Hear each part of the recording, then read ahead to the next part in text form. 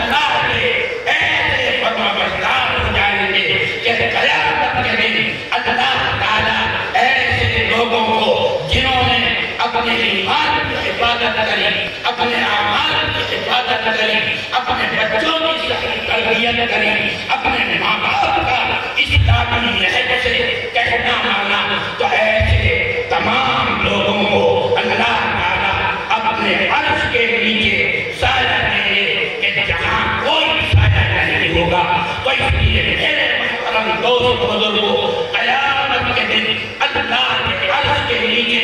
سایہ دینے کے لیے، ان صراط آسان ہونے کے لیے، جنت کے راستے ہمارے لیے کھلنے کے لیے اپنے بچوں کی صحیح تربیت کر لو، بچوں کو قرآن پڑھوا لو، اپنے آپ دین سیکھ لو اور ہماری صحبت اختیار کر لو، اور ان مدرسوں میں ہر طرح سے اپنے ہی بچوں کے علم اور عمل پہ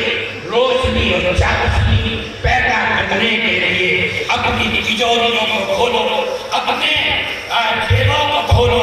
اور اس میں جیسی جیسی ضرورتیں پڑتی رہیں، ان مدرسوں کے اندر ان کی ضرورتوں کو پورا کرنے کے لیے دانے دیرانے قدمے تخنے جس سے لوگ بن پڑے، اس مدرسے کا اور سارے مدرسوں کا تعاون کرتے رہا کرو۔ وَأَقْدَعَانَا أَنِ الْحَمْدُ لِلَّهِ رَبِّ الْعَالَمِينَ۔